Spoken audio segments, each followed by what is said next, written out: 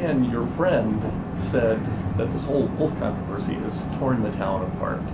Is that, I mean, how difficult is it to deal with something like this in a really small community?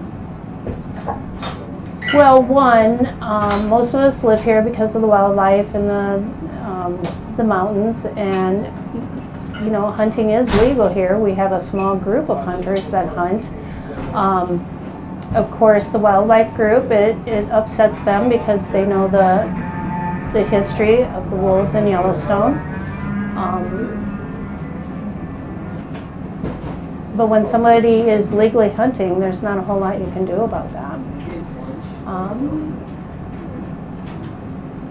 So, I mean, is this to the point where like neighbors aren't talking to each other, or? No, I think business as usual. I mean, if you lived in this town, you would know very little. We're hearing more from the outside world coming in, and the controversy out of the park, and some of the wildlife groups and the groups that are online. We've heard a lot more. I know there's a lot of talk about it in Billings and Bozeman and the surrounding areas. Is that bad for business? I feel when people don't have the correct information, it's bad for business. I cater to a lot of the wildlife groups in the summer and winter, and they are a big chunk of my business, both seasons. So I don't want negativity to be out there hurting our community, because even though you have a small percentage of hunters in this area, doesn't represent the majority of Cook City folks and Silvergate folks. We live here because we love the wildlife. And that's really the only business. Tourism is about the only business in town. Our snowpack is low this year, so we're not seeing our regular snowmobilers as usual. Hopefully with the snow that's coming down now will help, and February will look better for us. It's definitely a different year than last year. Last year we had more than enough snow. This year we're lacking snow, so still enough to snowmobile though. So tell me about it. When I first arrived here today, there were two large groups. Your restaurant was full all the way. Two large groups of people who were having lunch. Is that fairly typical? Yes, it is, in the seasons. My wildlife groups are just really now getting started for winter, so January, February, March I'll have wildlife groups, then it kind of calms down till summer, and then of course in summertime we'll have all kinds of wildlife groups and photography groups coming through.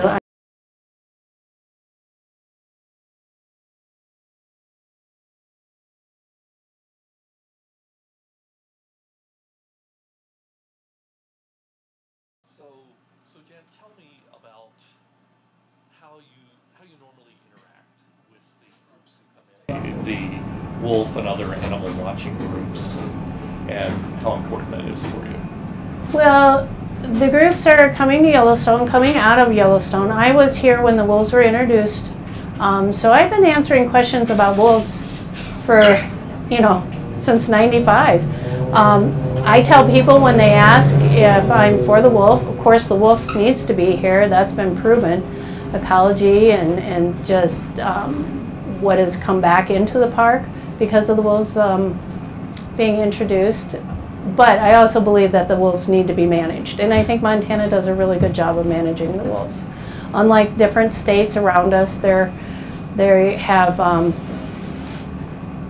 little tolerance for the wolves, and I think Montana does a good job. They let people take care of their livelihood, whether it be ranchers or neighbors, and I feel like you do need to protect your stock and your pets, so I'm all for that, and I think Montana does a good job of that. Proud of Montana for that. Now, recently there was a dog killed by some wolves here, and I talked to the FWP folks yesterday about that. They assured me that they don't have a plan to go out and eliminate the wolves, to kill the wolves or anything like that. But does that make people nervous, or are folks here pretty accustomed to looking? Just about everybody in Cook City has a dog. We also have to be responsible for our pets. Unfortunately, this was a very unfortunate situation. this gal let her dog out, who was 15 years old, in the yard, and the attack happened, and very, very unfortunate, and we all feel bad, and I know she wants to move on, so we don't want to talk a lot about that, but we also, as pet owners, need to be responsible, and she was being responsible. She was right there. She was just on the other side. It's an accident. We definitely live in their territory. We're the visitors in the wildlife area. So I think most of the time, and most of the people in this community respect that and try to live amongst the animals and not against them. So I noticed, I'm not sure if you posted it or someone else from the group, a little list on Facebook of things that people should be careful about and things that they should do because it was that wasn't you? That was Audra. Oh. That was you.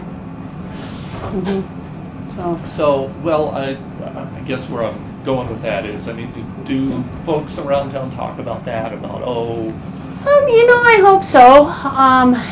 We're more, well, we see each other more in the summertime when we're walking up and down the roads. In the wintertime, everybody's usually busy and doing their own things in the evening. But, as my friend pointed out, you need to look before you leap. You know, look outside before you let your dog out, in and out at night, or stand outside with your dog, or have your dog on a leash. You know, there's, I hate to say it was a matter of time, but I had a friend here who let her dog out at 7:30 every morning, and it was killed by a mountain lion who was probably watching this dog and knew exactly what time of the day that this dog came out. You didn't hear that on TV or on the news, but it does occasionally happen up here. So. And I imagine you have to take precautions because of bears in the summertime. Bears, mountain lions, wolves, all kinds of creatures that could affect your pet's welfare. But it's worth it? To live here? Oh, absolutely. Who gets to go up, get a drink of water and see moose walk by their yard? Yeah, I wouldn't give it up for anything. Everything you see in Yellowstone, I see in my yard. And I'm very blessed for that. I'm very fortunate. And you think a lot of people in town feel that way? Oh, the majority, yes. I just want to go back a little bit, and I know you're not completely comfortable with it, a little bit.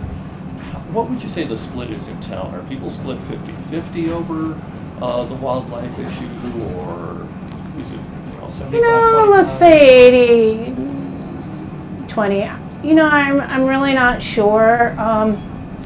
You know, when I moved here back in 95, I just saw this area as a live and let live area, where if what your neighbors are doing is not affecting you, then you should just live and let people do what they want to do. As far as hunting up here, if they're doing it legally, there's nothing anyone can do. But that's, you know, we shouldn't have to pick and choose between hunting and wildlife. You know, we have all kinds of people that live here for all kinds of reasons. But I think the majority is for the wildlife and for the scenery and for the activities. Hunting, fishing, camping, I mean, world-class fishing goes on here. People come from all over.